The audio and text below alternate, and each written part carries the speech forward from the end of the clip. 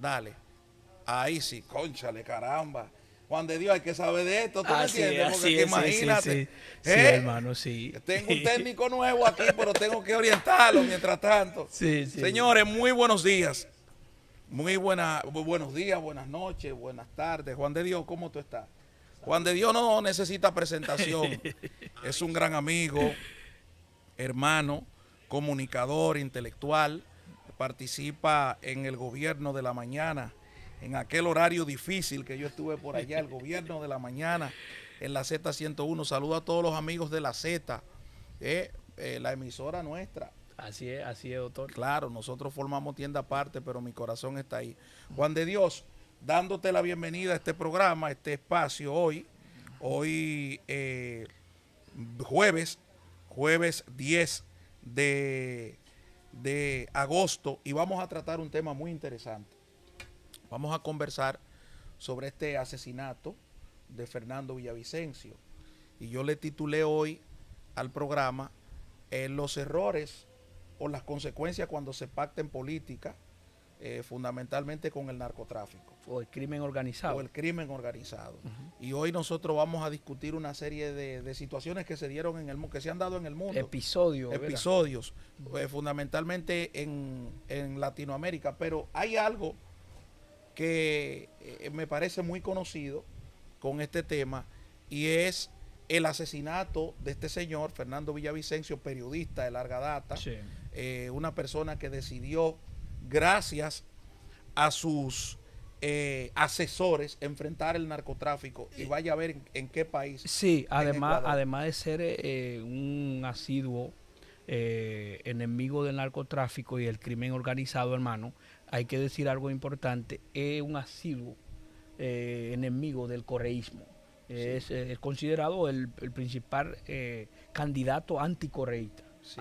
Del candidato que enfrenta el partido de Correa, porque cuando Correa fue presidente durante los 10 años, él enfrentó el gobierno de Correa siendo el legislador, denunciando, sí, las tramas de corrupción que hubo en su gobierno, y denunciando también las tramas de corrupción que tenía la empresa brasileña Odebrecht, que invirtió en la campaña de Correa, tanto cuando Lenín Moreno era vicepresidente y también cuando Jorge Glass era presidente. Fue él que sometió al ex vicepresidente de Ecuador, Jorge Glass, que duró 4 años preso. Pero mira, ese sistema corrupto, podríamos decir, político ecuatoriano, cuando el presidente Lazo se vio obligado a disolver el Congreso, y el gobierno también, él fue uno de los primeros candidatos. Así es. Pero te decía, antes de que tú entraras en la parte de tu análisis, que ese es un caso que, si tú analizas, por ejemplo, el asesinato de John Fitzgerald Kennedy,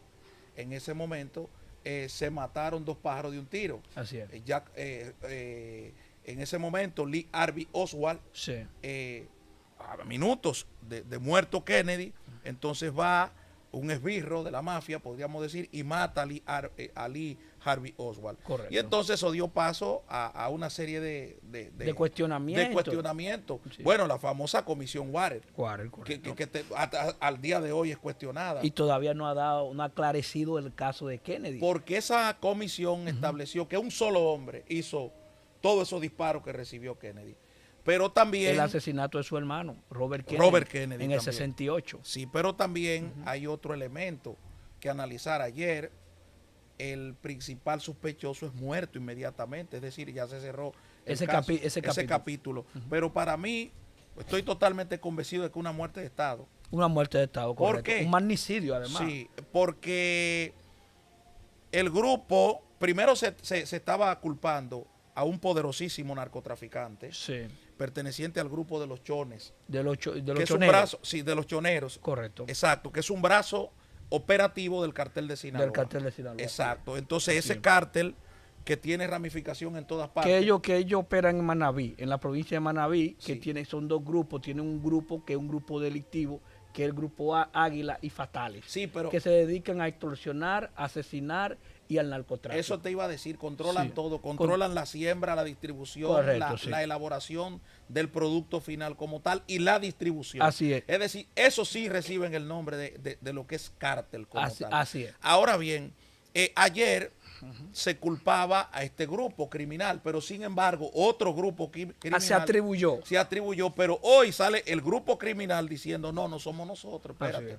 Entonces todo eso es para que para confundir al pueblo ecuatoriano y para confundir a Latinoamérica, al mundo. Así es. ¿Por qué? Ha sido una noticia que ha consternado el mundo entero. Bueno, si analizamos en el contexto latinoamericano, tenemos varios casos. Hechos. El ejemplo de Luis Donaldo Colosio en el año 1994. En México. En México, pero antes ya habían ocurrido varios asesinatos, como el de Luis Carlos Galán Sarmiento. Así es. Pero Luis Carlos Galán es en el 89, en el 87.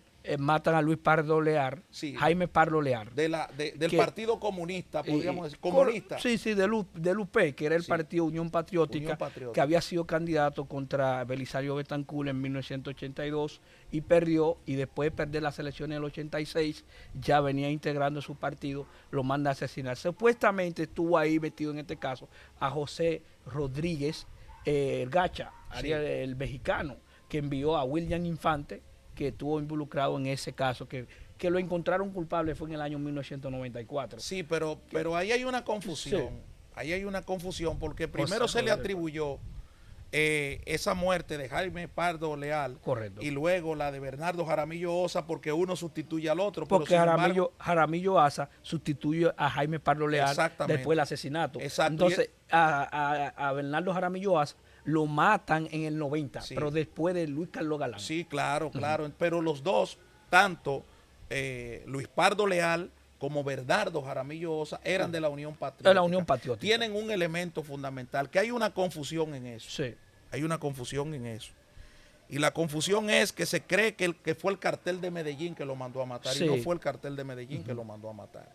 Fue las Autodefensas Unidas de Colombia y Córdoba, dirigida por los hermanos Castaño, que en ese momento eran un brazo operativo del cartel de Medellín. Pero lógicamente que Fidel y Carlos tenían una muy buena relación con los hermanos Kiko Moncada y Fernando Galeano, que la división se produce ahí con una figura muy espectacular del narcotráfico. Se llama Don Berna. Fernando Diego Murillo Bejarano, alias Don Berna. Sí. Entonces, en esa división, podríamos decir, se produce, en esa confusión, se producen esos asesinatos y se culpa al cartel de Medellín, pero no fue el cartel de Medellín, fueron las Autodefensas Unidas de Colombia, que termina Mauricio Aranguren en un libro que se llama Mi Confesión, yo lo tengo, así es, confesándolo. Incluso confiesa prácticamente la muerte de su hermano Fidel en manos de él. Sí, hay un dato importante, antes de matar a Jaime Pardo Lear, hay que decir que Jaime Pardo Lear fue el exponente entre el 82 al 86, más acérrimo, y que se dedicó a enfrentar el paramilitarismo y el narcotráfico. ¿Qué decir eso? Que fue la voz más disidente, la voz más harta en Colombia, que enfrentó tanto el paramilitarismo y también el narcotráfico. No, y si tú te vas, por ejemplo, en el año 1984, recuerda que se iba a lograr un acuerdo, el acuerdo con los grupos de izquierda, sobre todo el M-19 y la FARC, durante el gobierno de Belisario Betancur, y ahí entonces, como no se cumplió el acuerdo en 1985, se hace el asalto al Palacio de Justicia. Al Palacio de Justicia. Que estaban buscando al presidente para asesinarlo y hacerle un juicio político. Lo dirigió el M-19. El M-19 que participó hoy el presidente de Colombia. Que hoy por eso yo digo que aquí hay mucha gente ahora que respetando a ese señor. Que el escándalo que él tiene ahora con su hijo, no me sorprende, porque es que así es que actúan. Y oye, testimonios, ese señor enterrado, oye que hacía ese señor. Ese señor cogía a sus víctimas o a sus enemigos, hacía un hoyo, lo enterraba hasta la cabeza y se le orinaba. Ese presidente de Colombia. Testimonio de narcotraficantes y de... Pero... bueno, y él ha tenido varios casos. Primero, el embajador que él tenía en Venezuela le renunció y dijo que recibió dinero en narcotráfico, y ahora su hijo y la esposa del hijo viene y dice, bueno, yo estoy confesando que recibió dinero en la campaña de Petro, y el hijo ratifica y dice que sí, que la campaña de su papá recibió dinero. Ahora decide el Congreso. Y la mujer del hijo, la ex mujer del hijo. Correcto, que usted bien sabe, alias Santander, Sí. que es el narcotráfico, Sí. el narcotraficante que invirtió más en la campaña, Sí, que está aspirando en este momento alias Marlboro, pero Marlboro, mira, correcto. mira para que tú veas lo que es el desconocimiento de la memoria y lo que es el borrado de la historia Sí. en los países donde, por ejemplo, gente joven no es capaz de analizar estos temas. Sí, Ese señor, alias Marlboro, duró 19 años preso en Estados Unidos Así es. por tráfico de cocaína y marihuana. así es. Y después llegó a Colombia y fue refrendada su candidatura con 65,000 firmas en la registraduría civil de la jurisdicción donde él se va a presentar. Es decir, Así es. que la población quizás ignora que ese tipo duró 19 años preso. Así es. Entonces, ese tipo provoca un escándalo político de marca mayor que le da en los pies, en las manos a Gustavo Petro. Pero vamos a seguir con Sí, este tema muy tú interesante. mencionabas algo importante, que es sumamente importante. El narcotráfico, donde más tuvo el apogeo y donde más se desarrolló, y el caso político más notorio que vino a delucir al narcotráfico fue en el año 1984, cuando asesinan Sí. al ministro de Justicia, a Rodrigo Lara Bonilla. Lara Bonilla. Rodrigo Lara Bonilla. mandado a Sí. asesinar por Sí, por el Pablo cartel, Escobar. por Pablo Escobar Sí. personalmente, porque ellos tuvieron un fuerte enfrentamiento Sí. en el Congreso. Rodrigo lo enfrentó, Sí, lo enfrentó duramente, sí. lo humilló. Así es. Pablo se sintió humillado Así es. y entonces lo mandó a matar. Lo mandó a Pero por asesinar. la complicidad política de ese pueblo colombiano, después surgieron todos esos asesinatos. Así es, surgieron todos los asesinatos que tú mencionabas en este momento, y podemos decir que durante la historia política de Colombia, el año más violento de toda la historia política fue del año 1989 al 90, porque fueron asesinados 4 Sí, candidatos presidenciales. 4 candidatos. Fue asesinado, como tú mencionabas, Jaime Pardo Leal, Sí. Bernardo Jaramillo Osa, Sí. asesinado Luis Carlos Galán, Sí. y asesinado Carlos Pizarro León Gómez, Sí, Carlos Pizarro León que era Gómez, el líder del M-19. que lo mata, ese sí lo mata el cartel de Medellín. El cartel de Medellín. Ese así sí es. lo mata el cartel de Así Medellín. es. Pero también no mataron Un a tipo Gaviria, brillante. no mataron a Gaviria de milagro. De milagro en el avión. En el avión de Avianca, que murió. Sí. Bueno, por ese asesinato, por ese atentado terrorista, está Sí. preso todavía Dandeni Muñoz Mosquera, Mosquera, alias ¿no? La Quica. Alias La Es Quica. preso, creo que a cadena perpetua Sí, en Estados sí, sí, Unidos. sí. Pero mira, ese Y recuerda que asesinato. esos asesinatos se hicieron porque la mayoría estaban a favor de la ley de extradición que se iba a aprobar, y Pablo Escobar estaba en contra de la Claro, Constitución pero no de solo Pablo, 1921, no solo que iban a Pablo. extraditarlo a Ahí él. estaban los hermanos Ochoa, ahí estaba gran parte del empresariado Los hermanos colombiano. Pepe también estaban metidos ahí en esa No, vaina. los Pepe, es que los Pepe es una configuración más, los Pepe es una configuración más complicada. Porque los Pepe son los amigos de Pablo que se convierten en su enemigo. En su enemigo más adelante. Exacto, más Y adelante. y con combinación con la justicia. Mira, y con sí. los brazos operadores del gobierno. Claro, ahí ese grupo, entonces, oye bien, los Pepe, conjuntamente con el bloque de búsqueda, se conforma el bloque de búsqueda, Sí. donde estaban los Pepes, estaba un comando élite de la policía y un comando élite que también en un momento recibía el aporte de las agencias internacionales, Sí. entiéndase DEA, pero cometieron un grave error, y es que el Estado colombiano, para derrotar a Pablo, para matar a Pablo, pactó con los narcotraficantes y con el crimen organizado. Y ahí es que surge ese poderío de Carlos Castaño, Sí. de los hermanos Henao, Sí. en el cartel del norte del Valle del Cauca, Sí. del cartel de Cali en prima facie, hasta que llega Ernesto Samper al poder. Así es. Porque cuando llega Ernesto Samper Samper Pizano por el caso 8000, y el caso que fue 8000 porque fue el número de la página Sí. de que el Ministerio Público le puso que recibió dinero de los hermanos Orejuela. Claro, en un allanamiento que primero se le hace al contador Sí. Guillermo Andrea Palomari, Sí. y entonces Guillermo Andrea Palomari abre las compuertas de lo que fue la colaboración. Pero déjame decirte, Sí. también mataron en el año 1994 en Colombia. O a un gran intelectual. Sí. Y un gran, posiblemente el padre del conservadurismo colombiano, Sí. que fue Álvaro Gómez. Álvaro Gómez, que es hoy en día una figura importante de la política conservadora de Colombia, que fue candidato por el Partido Conservador. Claro que sí, lo manda a matar. Periodista a la vez. Sí, lo mandaron a matar en el gobierno de Samper. Correcto. Y que enfrentó a Samper por el caso 8000. Yo tuve la oportunidad de leer una transcripción que le dio uno de los grandes narcotraficantes colombianos, preso hoy a 31 años, don Hernández Gómez Bustamante, sí, alias Rasguño. Sí. Y él ahí decía que habían dos responsables de esa muerte de Álvaro Gómez Hurtado. Uno lo era el coronel Danilo González, sí, el que dirigió el bloque de búsqueda en los 90. Así es. Y entonces, el segundo, Juan de Dios, Ernesto Samper, el gordo Samper. Lo acusaron. Lo acusó directamente. Así es. Entonces, finalmente hoy tenemos ese hombre pontificando, incluyendo en la República Dominicana. Y teniendo a él como un gran líder del partido Liberal y dando conferencias. Desastre, porque entonces en este país se le ha permitido a ese grupo de... Y Pastrana dijo que él le ganó con fraude, recuerda. Sí, pero también Pastrana estuvo involucrado en la campaña también. Y recibió dinero de los hermanos Orejuela también. Así es, pero mira, ¿qué lectura tú le das, por ejemplo, a este paso que ha dado Ecuador, un paso muy negativo para Latinoamérica? Sí, sí.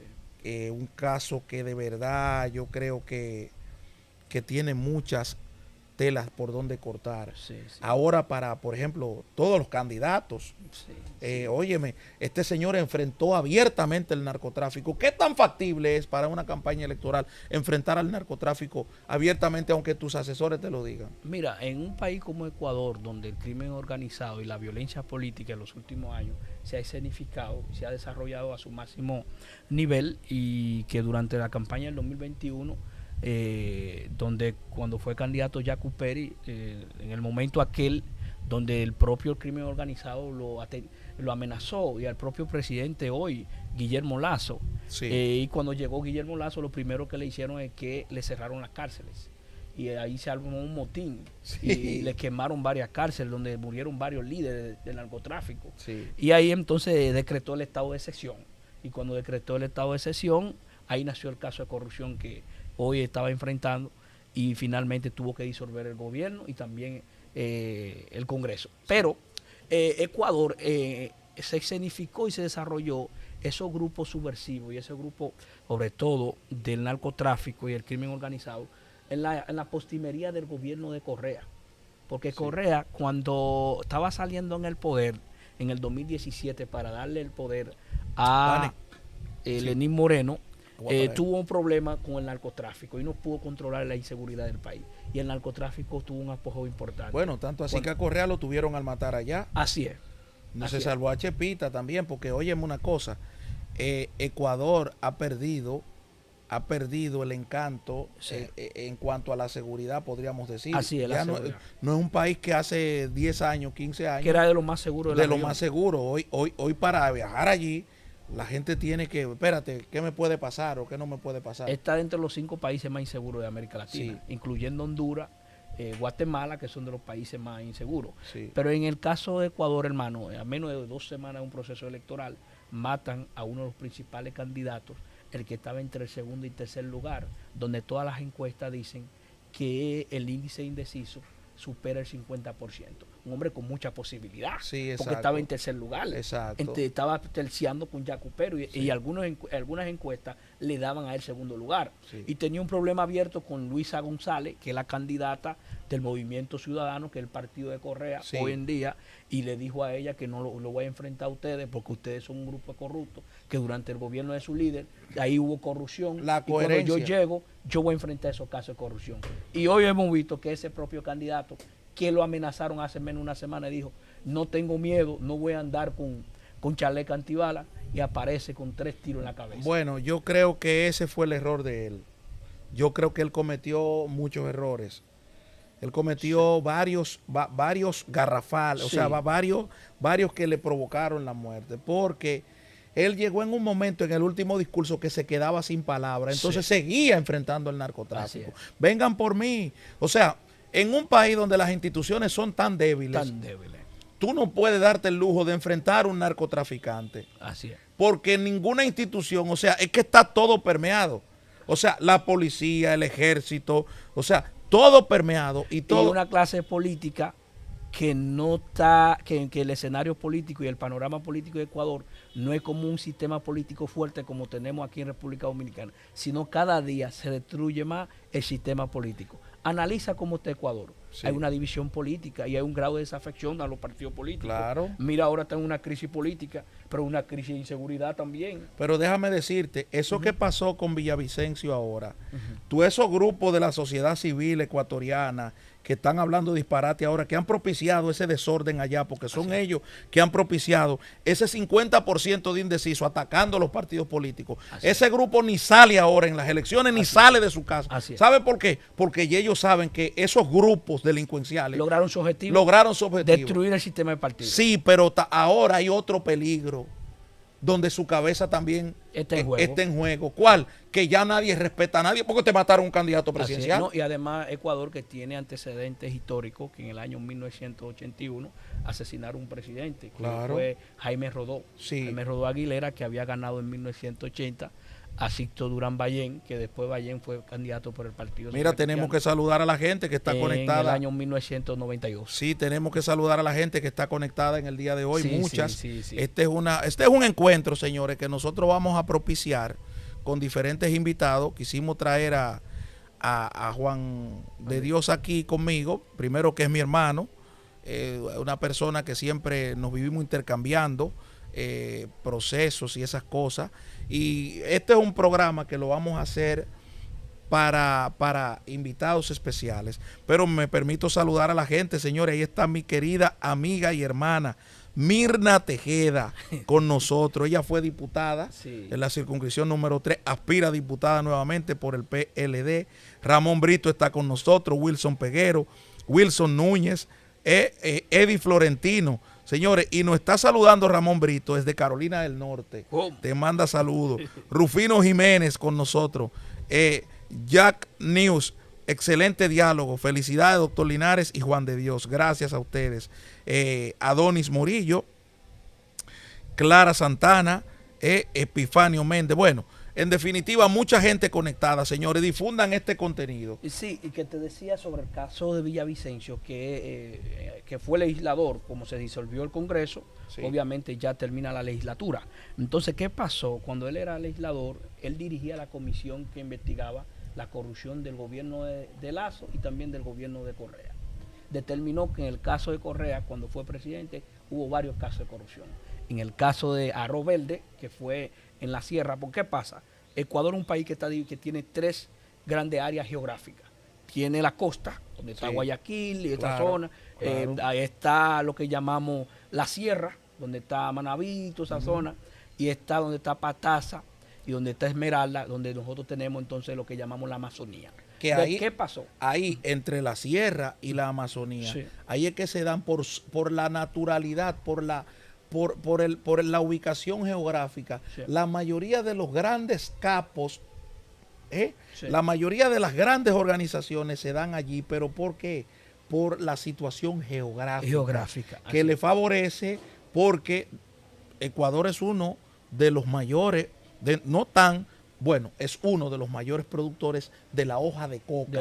Como tal. Está Brasil, Perú, Bolivia, Ecuador, Colombia y una parte que se produce en Venezuela, en la frontera colombo-venezolana, pero esa ya no tiene, ¿cómo te digo? No tiene políticas. Esa relevancia tan importante como a las otras. Donde se cultiva por lo que pasa en Venezuela, porque no tienen el nivel económico para mantener eso. Así es más la crisis que tiene Venezuela. Entonces, ¿qué pasa, hermano? Durante el gobierno de Correa, él se encontraba en la selva amazónica, ahí en la parte donde está la Amazonía, estuvo conviviendo con los indígenas.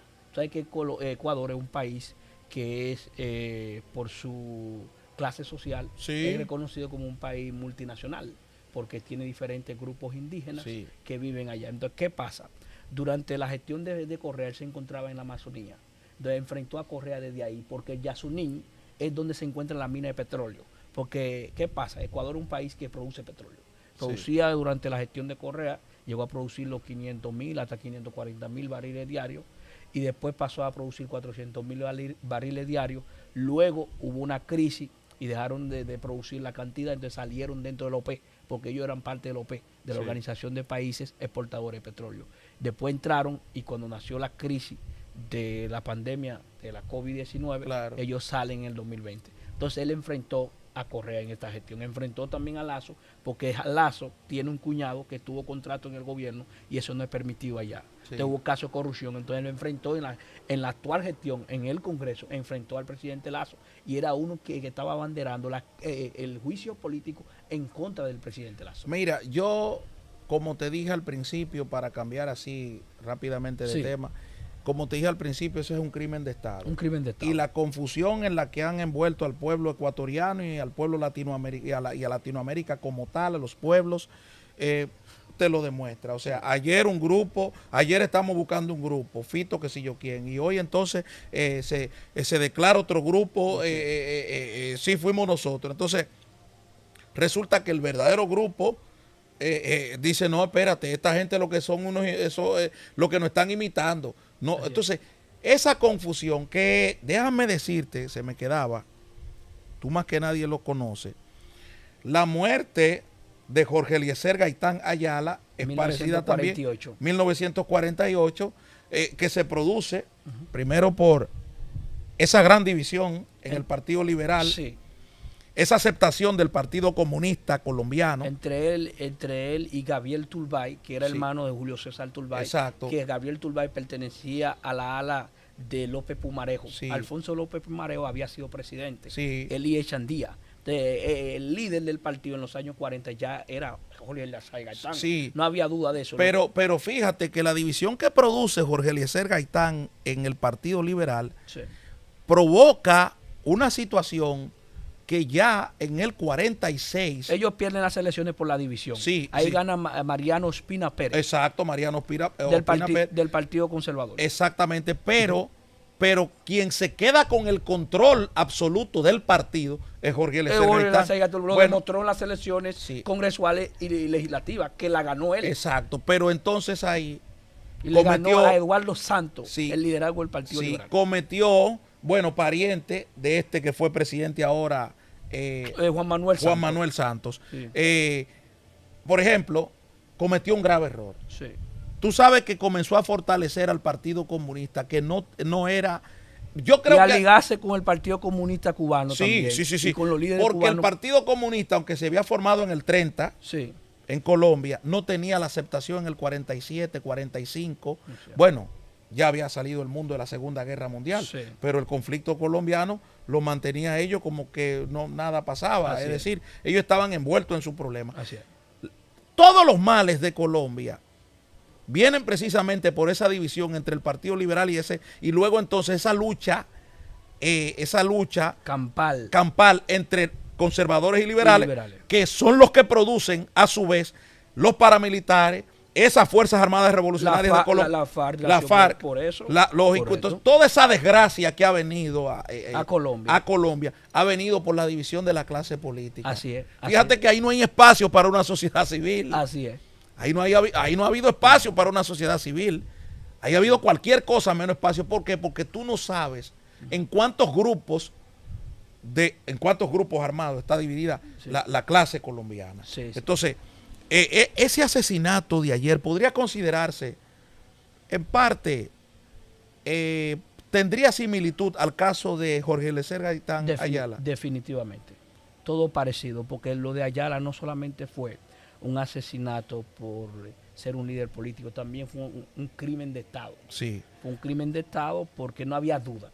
Augusto Filpo nos saluda desde Santiago. Mi saludo para él. No había duda que las elecciones de 1950 Jorge Eliezer Gaitán iba a ganar las elecciones. Claro. Ya había tenido el Partido Liberal como el ya en en la muerte, cuando se produce en el año 1948 la muerte, coincide con Fidel Castro. Correcto. Coinciden una serie de dominicanos aquí. Y además Balaguer era embajador de allá. Exactamente.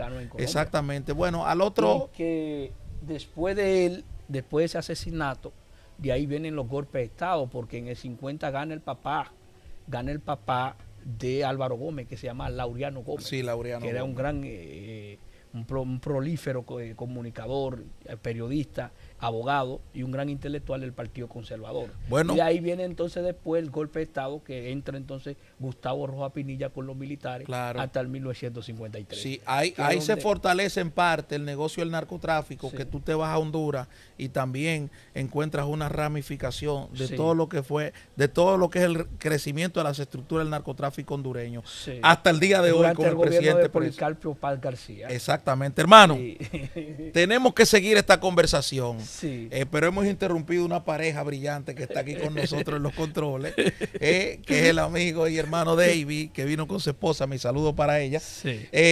Bueno, nosotros agradecidos, señores. Esta es una primera entrega, una conversación entre dos amigos, pero vamos a tener diferentes entrevistas. Gracias a cada uno de ustedes por haber sintonizado este espacio, conversando con Rafael Linares.